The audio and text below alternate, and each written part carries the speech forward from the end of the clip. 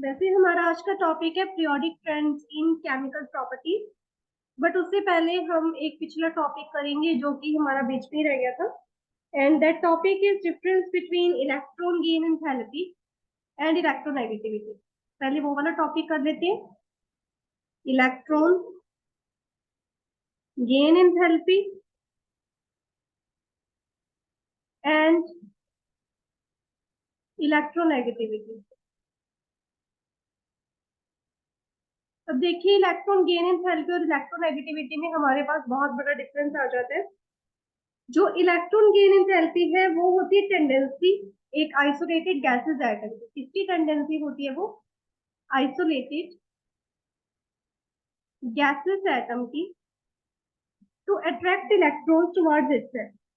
लेकिन इलेक्ट्रोनेगेटिविटी क्या है? टेंडेंसी है उस एटम की जो कि एक हेट्रोन्यूक्लियर मॉलिक्यूल में है। हेट्रोन्यूक्लियर मॉलिक्यूल में है, यानी कि केमिकल कंपाउंड में जो एटम हमारे पास प्रेजेंट है उसकी tendency to attract the electron towards itself, और वो भी विद द हेल्प, वो भी कैसे? ऐसे आयनिक फॉर्म में नहीं, in the form of shared pair of electron. तो वो हमारे पास इलेक्ट्रोनेगेटिविटी हो जाती है। तो देखिए, ये वाली जो प्रॉपर्टी है वो आइसोलेटेड गैसेस एटम्स की होगी, ये वाली होगी बॉन्डेड एटम की। इलेक्ट्रोनेगेटिविटी जो होगी वो प्रॉपर्टी है बॉन्डेड एटम की, और इलेक्ट्रॉन गेन एंथैल्पी हमारे पास आइसोलेटेड गैसेस एटम की प्रॉपर्टी है। और तो और ये जो एब्सोल्यूट इलेक्ट्रॉन अट्रैक्टिंग पावर है वो दर्शाती है इलेक्ट्रॉन गेन एंथैल्पी, यानी कि एटम के पास अपनी एक एब्सोल्यूट इलेक्ट्रॉन अट्रैक्टिंग पावर होती है, जिसमें क्या है, वो फ्री इलेक्ट्रॉन्स को या दूसरे एटम्स के वैलेंस शेल इलेक्ट्रॉन्स को अपनी तरफ खींचने की कोशिश करते हैं। वो चीज दिखाती है इलेक्ट्रॉन गेन एंथैल्पी। लेकिन जो इलेक्ट्रोनेगेटिविटी होती है वो होती है relative attracting power. Relative attracting power, ठीक है। इलेक्ट्रॉन गेन एंथैल्पी को हम एक्सपेरिमेंटली मेजर कर सकते हैं। We can measure electron gain enthalpy experimentally, लेकिन इलेक्ट्रोनेगेटिविटी को नहीं कर सकते। ये जस्ट एक रिलेटिव नंबर है, काइंड ऑफ अमाउंट है कि किसी भी जो एटम की है टेंडेंसी वो उतनी रहेगी, वो मतलब कि इसको एक्सपेरिमेंटली नहीं फाइंड आउट कर सकते। तो एक रिलेटिव नंबर हो गया। अब इसके जो इलेक्ट्रॉन गेन एंथैल्पी की है तो अपनी एक यूनिट्स भी है, जैसे कि इसका यूनिट है किलो जूल मोल इनवर्स, या फिर आप कह दीजिए इलेक्ट्रॉन वोल्ट होता है पर एटम।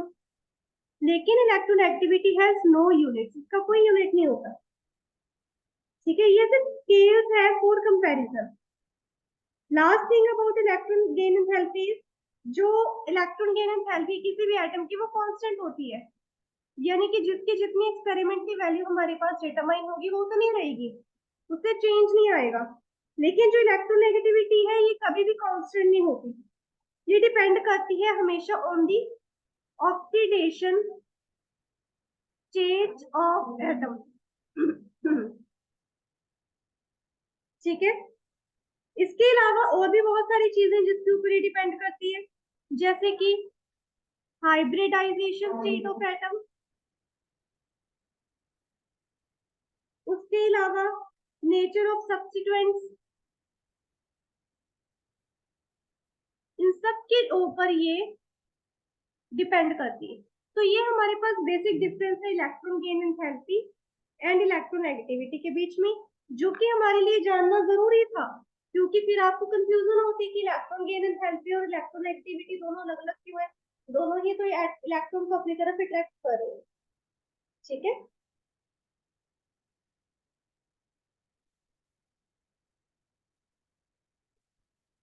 अब आगे हमारे पास टॉपिक आ जाता है periodic trends in chemical property. देखिए, पीरियोडिक ट्रेंड्स का मतलब हम यहाँ पर बात कर रहे हैं पीरियोडिक प्रॉपर्टीज की। पीरियोडिक प्रॉपर्टीज की बात हो रही है, राइट। जो पीरियोडिक प्रॉपर्टीज है बहुत जरूरी है, ये स्पेशल रोल प्ले करती हैं along द पीरियोडिक टेबल, ताकि उससे के ट्रेंड्स पता लगते रहे कि along द पीरियड क्या चल रहा है, डाउन द ग्रुप क्या चल रहा है, कैसा केमिकल बिहेवियर आ रहा है, सारी चीजें हमें क्या पीरियोडिक प्रॉपर्टीज से पता लगती है। ठीक है, अब हमारे पास कुछ ऐसे ट्रेंड्स भी होते हैं जो कि डाउन द ग्रुप और left to right the period नहीं होते। कुछ ट्रेंड्स होते हैं केमिकल प्रॉपर्टीज के जो कि डायगोनल रिलेशनशिप भी प्ले करते हैं। ठीक है, जैसे कि पीरियोडिक टेबल में इस तरफ जाओगे तो नॉन मेटेलिक कैरेक्टर बढ़ता है, डायगोनल ही हो गया ना। इस तरह से ऐसे जाओगे तो मेटेलिक कैरेक्टर कम हो रहा है, सीधी सी बात है। ठीक है, इसके अलावा इनर्ट पीयर इफेक्ट आ गया, लेंथेनॉइड कॉन्ट्रैक्शन भी एक टॉपिक आता है, सारी आपने आगे जाके पढ़नी है जी, पूरी केमिस्ट्री में यही कुछ करना है आपको। तो हमारे पास क्या है, कुछ यू नो कॉमन प्रॉपर्टीज हैं वैलेंस शेल इलेक्ट्रॉन्स की।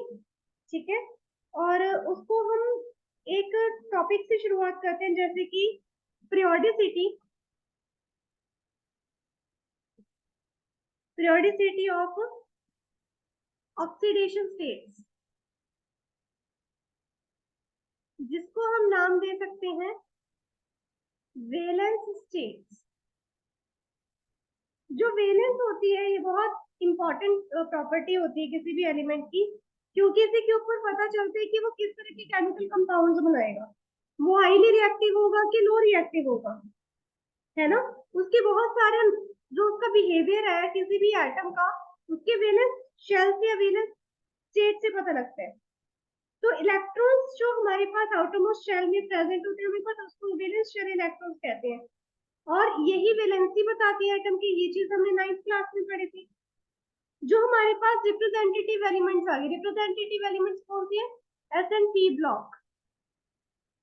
जो रिप्रेजेंटेटिव एलिमेंट्स आ गए उनकी जो वैलेंस है यूजुअली इक्वल होती है to either number of electrons या नंबर ऑफ वैलेंस इलेक्ट्रॉन्स, या 8 minus the number of valence electrons.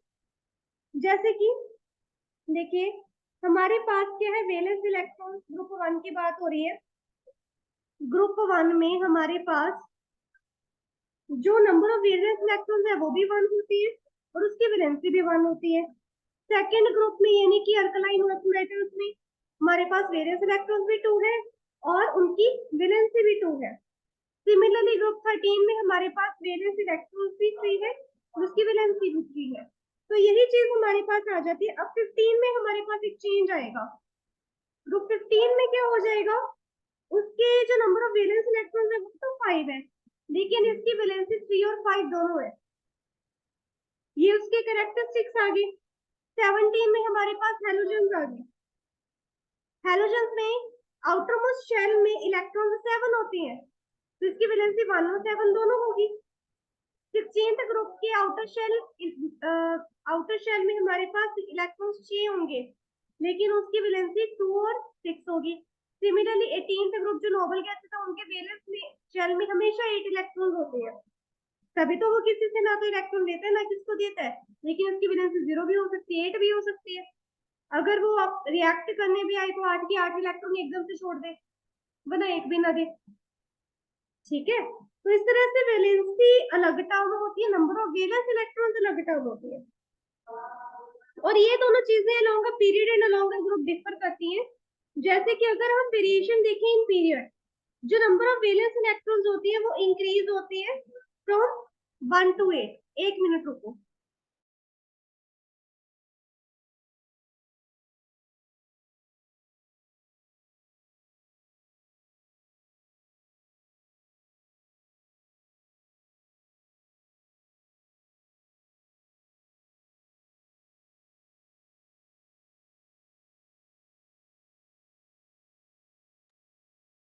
हाँ जी, सॉरी फॉर द इंटरप्शन। जब हम पीरियड की बात करते हैं, वेरिएशन इन अ पीरियड, उस वक्त हमारे पास क्या होता है, जितने भी नंबर ऑफ वैलेंस इलेक्ट्रॉन्स होते हैं ऑब्वियसली लेफ्ट टू राइट या 1 to 8 ऐसे जाते हैं। जैसे कि ग्रुप 1 में 1 है, ग्रुप 2 में 2 3 फिर अप टू 8 ऐसे जाते हैं। ठीक है, और जो उनकी वैलेंसी है with respect to hydrogen and chlorine, वो 1 से लेके 4 तक तो बढ़ती है, लेकिन उसके बाद क्या वो घटना शुरू हो जाती है और जीरो हो जाती है, जैसे कि यहाँ पर है। अगर हम इसको अलोंग का पीरियड देखें तो यहाँ पर एंड पे हमारे पास हर एक पीरियड की एंड क्या है, एक नोबल गैस की हो रही है, तो जीरो आई ना एंड पे, पहले 4 तक बढ़ती है, उसके बाद के यहाँ की घटनी शुरू हो जाती है। एग्जाम्पल लेते हैं, हमारे पास जैसे आ गया यहाँ पर lithium, beryllium, boron, carbon, nitrogen, oxygen, fluorine, और यहाँ पर आ गया नियोन।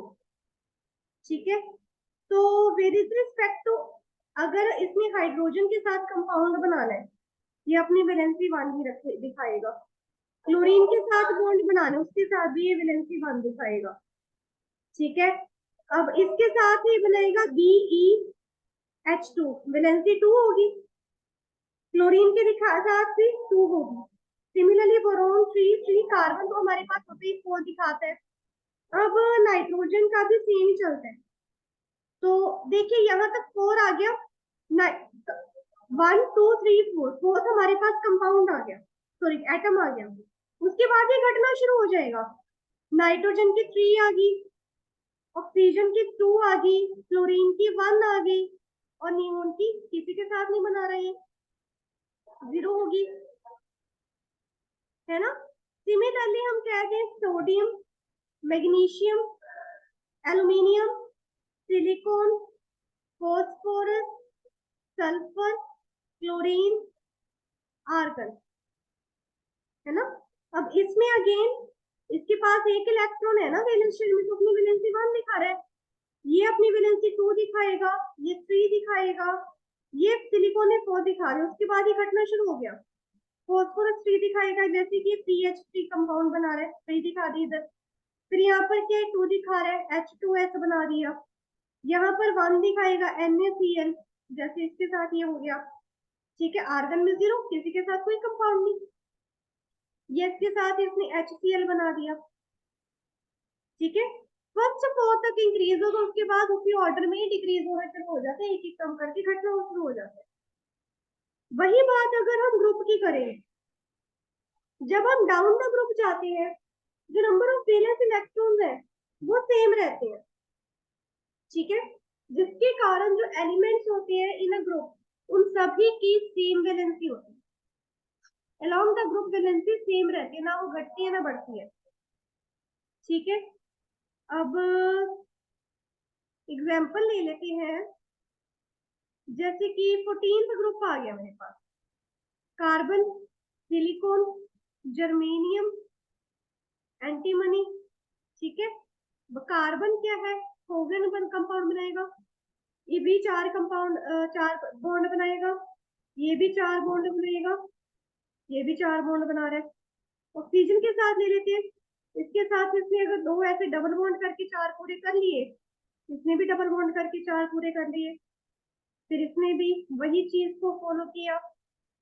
ठीक है, ऐसे ही सेम सेम चलती है। 15th ग्रुप ले लेते हैं, नाइट्रोजन, फॉस्फोरस, आर्सेनिक, इन सब में 3 बॉन्ड्स बनाएंगे, क्यों, इनकी वैलेंसी 3 है। ओके, 17th पे आ जाते हैं, 17th में क्या, फ्लोरीन, क्लोरीन, ब्रोमीन, आयोडीन, इन सब की वैलेंसी 1 है। समझ में आई बात। तो इस तरह से डाउन द ग्रुप जो है सबकी वैलेंसी सेम रहती है, और हमारे पास बहुत से ऐसे एलिमेंट्स हैं जिनकी वैलेंसी वेरिएबल भी होती है, और वो हमारे पास आते हैं ट्रांजिशन एलिमेंट्स में और एक्टिनोइड्स में। अब ये चीजें देखिए हमने पी ब्लॉक की डिस्कस की सारी, पिछले वाले में भी हमने रिप्रेजेंटेटिव एलिमेंट यानी कि एस और पी ब्लॉक की बातें की, हमने ट्रांजिशन एलिमेंट को तो कंसीडर ही नहीं किया अभी प्रॉपरली। ट्रांजिशन एलिमेंट्स में हमेशा वेरिएशन आती है, जो ऑक्सीडेशन स्टेट होती है उसी को हम वैलेंसी कहते हैं, जो अभी तक हम ऑक्सीडेशन स्टेट कह रहे हैं वो होती क्या है हमारे पास, वैलेंसी। ठीक है, एक्चुअली ऑक्सीडेशन स्टेट हमें बताती है charge acquired by the atom on the basis of electronegativity. ठीक है, तो ये चीज हमारे पास इसमें आ गई। आगे बात करते हैं anomalous properties of second period element.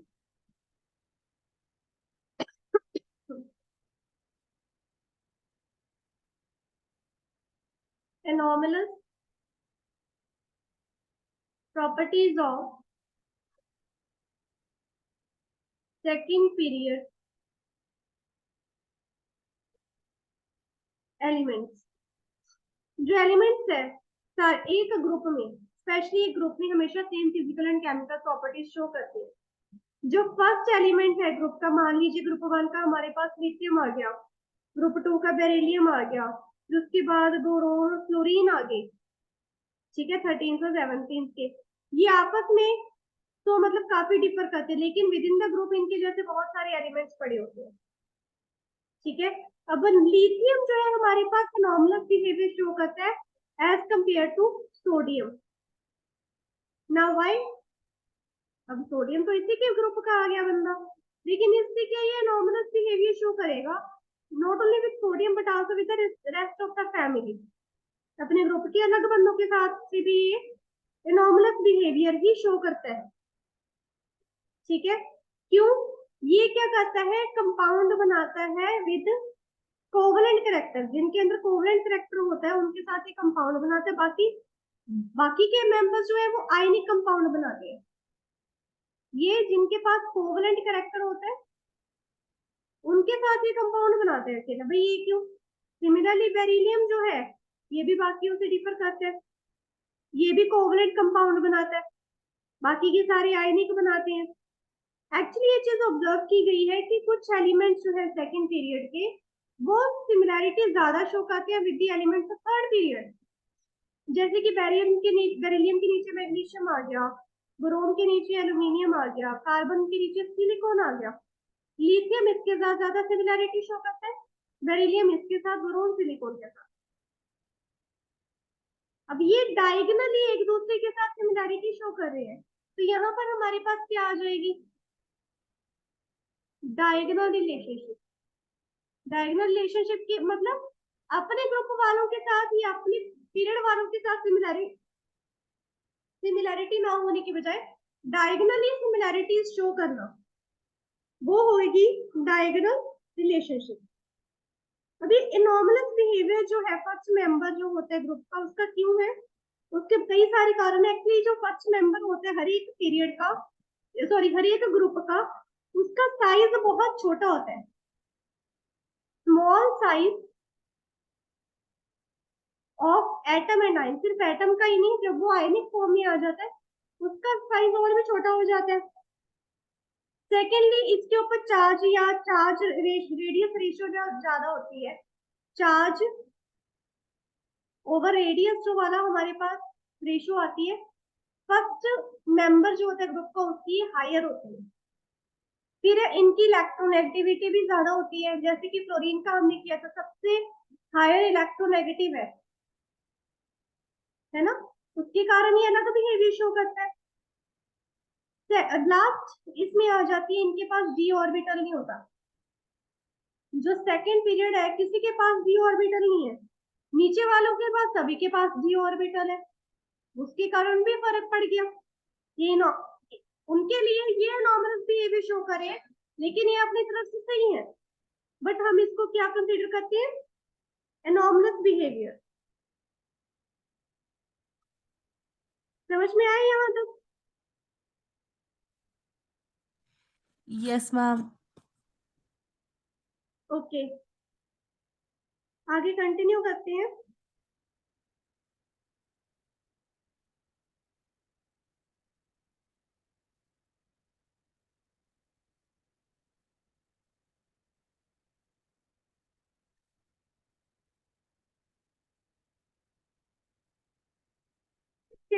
सारे क्वेश्चंस कर लिए ना आपने? मैम क्या कह रहे हो? मैंने कहा इससे रिलेटेड सारे क्वेश्चंस कर लिए ना आपने? मैम थोड़े से रह गए हैं मेरे, बस वो आज हो जाएंगे। ठीक है, मेरी आवाज क्लियरली आ रही है आपको? यस मैम आ रही है। ठीक है। अब जो फर्स्ट मेंबर है फ्रॉम वो डिफर करता है फ्रॉम द सक्सीडिंग मेंबर। किन किन प्रॉपर्टीज में वो डिफर करता है, पहले तो कारण पता कर लिए। साइज का आ गया, इलेक्ट्रोनेगेटिविटी का, जो और भी बहुत सारे कारण होंगे जिस कारण वो डिफर कर रहे हैं। अब कौन कौन सी प्रॉपर्टीज में मेंबर्स डिफर करती हैं वो बात करते हैं। जैसे ही हम डाउन द ग्रुप जाते हैं, जो साइज है, size goes on increasing, size बढ़ता जा रहा है, जिसके कारण जो फर्स्ट मेंबर है उसका हमेशा क्या स्मॉलेस्ट साइज आएगा, और इस स्मॉल साइज के कारण जो फर्स्ट मेंबर है उसकी क्या है आयनाइजेशन एंथैल्पी लार्जेस्ट होगी, क्योंकि डाउन द ग्रुप जो आयनाइजेशन एंथैल्पी डिक्रीज होती है, तो सबसे ज्यादा ग्रुप में सबसे ऊपर वाले की। फिर आता है जो ऑल द एलिमेंट्स है सेकंड पीरियड के, उनकी क्या एबनॉर्मली लो नेगेटिव इलेक्ट्रॉन गेन एंथैल्पी है, लो नेगेटिव इलेक्ट्रॉन गेन एंथैल्पी। भाई ऑब्वियस सी बात है, जब आयनाइजिंग एंथैल्पी इनकी सबसे ज्यादा है तो ये ज्यादा इलेक्ट्रॉन गेन एंथैल्पी थोड़ी ना शो करेंगे, ये ऑब्वियसली अपना इलेक्ट्रॉन निकालने को फिर रहे हैं, इससे क्यों इलेक्ट्रॉन लेंगे। ठीक है, जैसे कि इलेक्ट्रॉन गेन एंथैल्पी जो डिक्रीज होती है as we move down the group, but जो फर्स्ट मेंबर है उसकी इलेक्ट्रॉन गेन एंथैल्पी बहुत ही ज्यादा कम होती है, जाहिर ही ज्यादा कम होती है। फिर जैसे सेकंड आता है वो थोड़ी सी बढ़ के फिर कम होनी शुरू हो जाती है, हमने ग्राफ किया था ना, ऐसे जा रहे थे हमारे ग्राफ इलेक्ट्रॉन गेन एंथैल्पी के, यही कारण थे। और ये सारा कुछ होता है because of small size.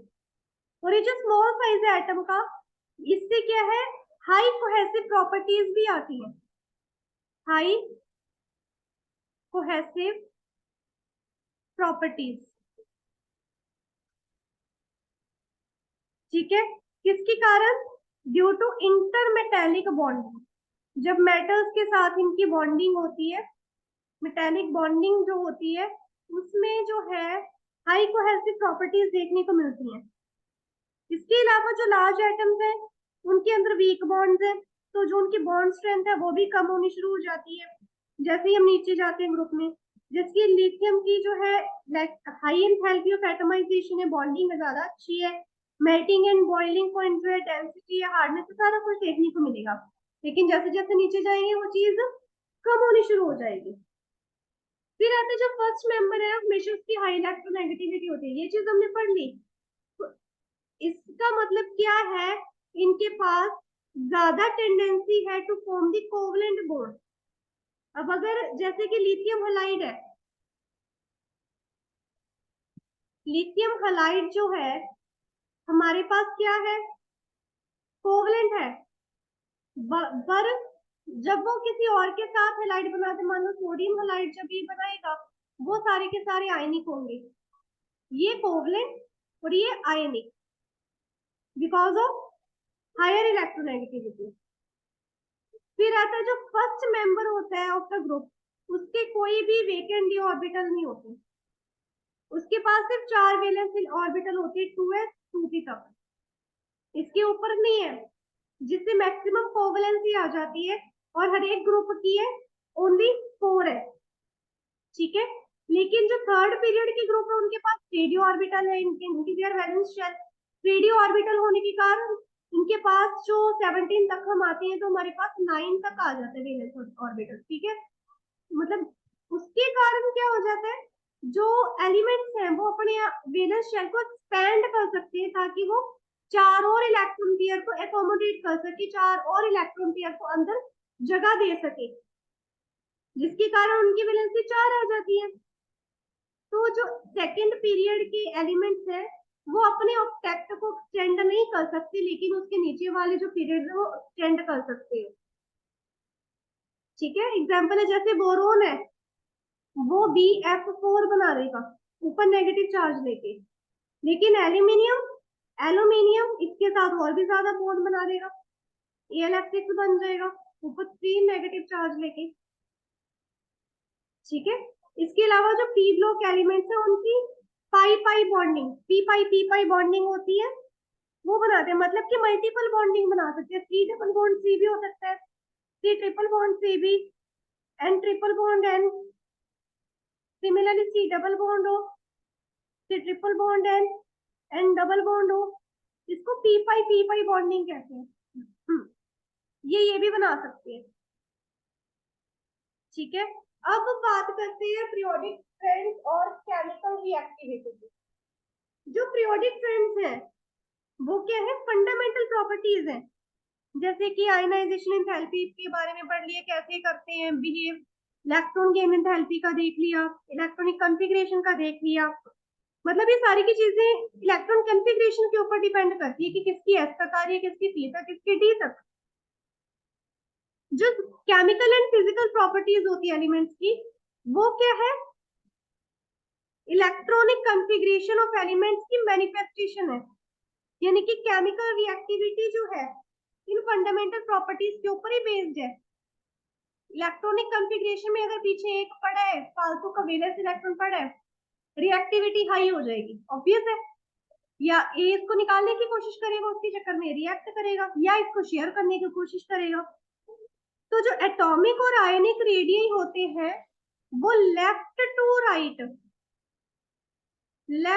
Right इसी चक्कर में डिक्रीज हो जाते हैं, और इसी चक्कर में लेफ्ट टू राइट हमारी आयनाइजेशन एंथैल्पी क्या है, वो भी इंक्रीज होनी शुरू हो जाती है, लेकिन कई कई जगह पे एक्सपेक्टेशन आ जाती है। और इलेक्ट्रॉन गेन एंथैल्पी वो और भी ज्यादा नेगेटिव हो जाती है, और भी ज्यादा नेगेटिव, यानी कि इनके अंदर सिर्फ इलेक्ट्रॉन छोड़ने की नहीं, इलेक्ट्रॉन अट्रैक्ट करने की भी जो एबिलिटी है वो बढ़ती जाती है। ठीक है, तो अगर हम बिल्कुल लेफ्ट वाली साइड देखें, एस ब्लॉक वाली साइड, उनकी आयनाइजेशन एंथैल्पी लीस्ट है, बड़ी इजीली उसमें से इलेक्ट्रॉन निकाला जा सकता है। लेकिन राइट साइड देखें तो उतनी ही ज्यादा वो हार्ड हो जाएगी, उतनी ज्यादा बढ़ जाएगी इलेक्ट्रॉन गेन एंथैल्पी, यानी कि उतना ही ज्यादा मुश्किल हो जाएगा इलेक्ट्रॉन को बाहर निकालना।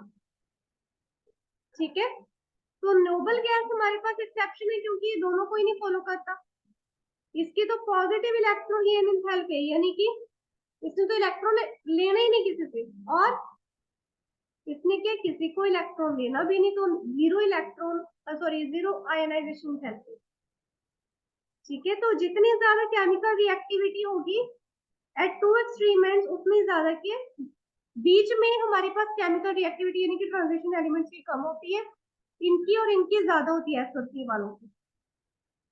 ठीक है, तो जो मैक्सिमम केमिकल रिएक्टिविटी है at the extreme left, specially in the alkali metals, वो हमें बताती है कि ये अपने इलेक्ट्रॉन इजीली छोड़ने को तैयार है, और इजीली के कैटायन बनने को तैयार है, जबकि हैलोजन्स जो है वो जल्दी से किसी न किसी इलेक्ट्रॉन लेने को तैयार है और अनायन बनने को तैयार है।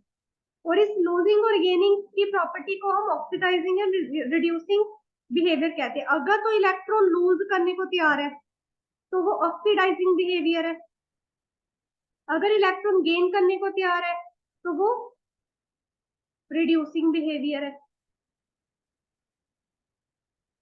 ठीक है, तो जो एलिमेंट्स हैं जो रेडली लूज कर लेते हैं वो, सॉरी मैंने उल्टा बता दिया, जो रेडली लूज करते हैं वो स्ट्रॉन्ग रिड्यूसिंग एजेंट बनते हैं, एजेंट की बात हो रही थी।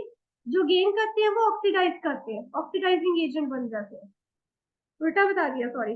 और इसी से क्या है, हम उनका मेटेलिक और नॉन मेटेलिक कैरेक्टर डिफाइन करते हैं। जो मेटेलिक कैरेक्टर है वो लेफ्ट हैंड साइड बहुत ज्यादा है, राइट हैंड साइड बहुत कम है। Non metallic character right hand side बहुत ज्यादा, लेफ्ट हैंड साइड बहुत कम है। That means left to right metallic character कम हो गया और नॉन मेटेलिक कैरेक्टर बढ़ गया। अब लिथियम हमारे पास स्ट्रॉन्गेस्ट मेटल में आती है, स्ट्रॉन्गेस्ट मेटल, और फ्लोरीन हमारे पास स्ट्रॉन्गेस्ट नॉन मेटल में आती है। ठीक है, तो ये जो केमिकल रिएक्टिविटी एलिमेंट की, ये ऑक्सीजन और हेलोजन से ही हम बता सकते हैं। एलिमेंट्स जो है दो एक्सट्रीम पे जो होंगे पीरियड पे, वो एक दूसरे के साथ कंबाइन करेंगे, या वो ऑक्सीजन के साथ कंबाइन करेंगे तो फॉर्म ऑक्साइड। जो नॉर्मल ऑक्साइड होता है, ठीक है, लेफ्ट वाली साइड, वो यूजुअली मेटेलिक होता है, जैसे Na2 है, ये लेफ्ट हैंड साइड वाली एलिमेंट का है, ये मेटेलिक होगा।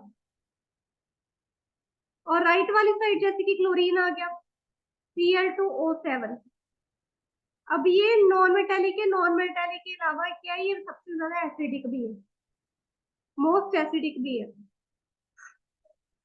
कुछ एम्फोटेरिक भी होते हैं, कहीं पे एसिडिक बिहेवियर शो कर दिए, कहीं पे बेसिक, जैसे कि Al2O3। और कुछ न्यूट्रल होते हैं, ना एसिडिक ना ही बेसिक, न्यूट्रल। ठीक है, अब ये जब वाला जो है एम्फोटेरिक है, दैट मींस एसिडिक और बेसिक दोनों का बिहेवियर शो करेगा। ठीक है, न्यूट्रल ना तो एसिडिक का शो करेगा ना बेसिक का, ये अपना न्यूट्रल चल रहा है, इसको किसी से फर्क ही नहीं पड़ता। तो जब हम लेफ्ट टू राइट जाते हैं, लेफ्ट टू राइट, उस वक्त जो है हमारा बेसिक कैरेक्टर जो है ऑफ ऑक्साइड, ऑक्साइड की फॉर्म में आएगा, oxide. Basic character of oxide जो है हमारा वो डिक्रीज हो जाता है, क्योंकि देखिए ये वाली साइड हमारे पास ये एसिडिक आई थी, राइट वाली साइड, और एसिडिक ऑक्साइड कैरेक्टर जो है वो इंक्रीज हो जाता है। ठीक है, जो ये वाला था हमारे पास स्ट्रॉन्गली बेसिक था, स्ट्रॉन्गली बेसिक। और ये वाला जो निकला हमारे पास Al2O3, ये सॉरी Cl2O7, ये बहुत ही ज्यादा एसिडिक निकला। अब बीच वाले जो है SiO2, ये वीक एसिड है। ठीक है, Al2O3 तो एम्फोटेरिक हो गया, P2O5 एसिडिक है, राइट हैंड साइड आ गया, SO3 भी एसिडिक होता है। ठीक है, तो ये तो हो गया लॉन्ग पीरियड।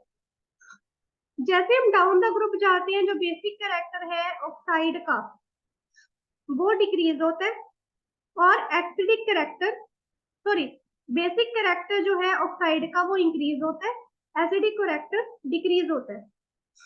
एग्जांपल देती हूँ, मेरे पास ये Li2O आ गया, lithium oxide, sodium oxide, potassium oxide, ये बेसिक, ये भी बेसिक, ये भी बेसिक। बेसिक कैरेक्टर नीचे की तरफ इंक्रीज ही होता जाएगा। बेरिलियम ऑक्साइड ले लिया, मैग्नीशियम ऑक्साइड ले लिया, कैल्शियम ऑक्साइड ले लिया, ये एम्फोटेरिक था मेरे पास, लेकिन ये भी बेसिक निकला, ये भी बेसिक निकला। अब B2O3, यहाँ पर हमने ये एसिडिक जो, ये जरूर हमारा हो गया, लेकिन जैसे ही हमने यहाँ पर ये वाला बनाया, ये हमारा बेसिक निकल के आ गया। बीच वाले क्या थे, एम्फोटेरिक, ये भी एम्फोटेरिक है और ये भी एम्फोटेरिक है, यानी कि ये दोनों का शो करेगा, एसिडिक का भी बेसिक का भी, लेकिन नीचे आते आते तो बेसिक ही हो गया। तो जो बेसिक कैरेक्टर है वो इंक्रीज होगा और एसिडिक कैरेक्टर डिक्रीज हो गया। लेकिन ट्रांजिशन एलिमेंट्स की जर्नी के चैप्टर में हमने सबसे कम बात की, उसका तो अलग ही चैप्टर बनेगा। जो ट्रांजिशन एलिमेंट्स होती हैं जिनमें 3D सीरीज आ जाती हैं, जो चेंज इन एटॉमिक रेडियस होता है बहुत कम होता है as compare to S&P block elements across the period. ठीक है, तो ये जो चेंजेस आती हैं इन एटॉमिक रेडियस वो बहुत कम होती है अमंग इंटर ट्रांजिशन एलिमेंट्स, जैसे कि 4f सीरीज होगी। तो डी और एफ ब्लॉक की आयनाइजेशन एंथैल्पी जो है बीच बीच में रहती है बिटवीन S&P ब्लॉक, जिससे D and F block element के लेस इलेक्ट्रोपॉजिटिव होती है than group 1 and group 2 metals. अब ग्रुप में अगर increase in atomic and ionic radius आए with increase in atomic number, इससे क्या होगा, आयनाइजेशन एंथैल्पी कम होने लग जाएगी, और साथ के इलेक्ट्रॉन गेन एंथैल्पी में भी थोड़ा सा घटाव आना शुरू हो जाएगा। इसके अलावा और क्या रिवाइज करने वाला है मेटेलिक और नॉन मेटेलिक का। Metallic character down the group increase होगा, तो नॉन मेटेलिक कैरेक्टर डिक्रीज हो रहा है। ठीक है, तो आज हमने इन चीजों के बारे में बात की है, और इसी के साथ आपका ये चैप्टर खत्म हो जाता है। अब इस चैप्टर का पूरे फुल चैप्टर का टेस्ट होगा आपका, तब तक आपके पास टाइम है, इसको आप रिवाइज करो अच्छे से।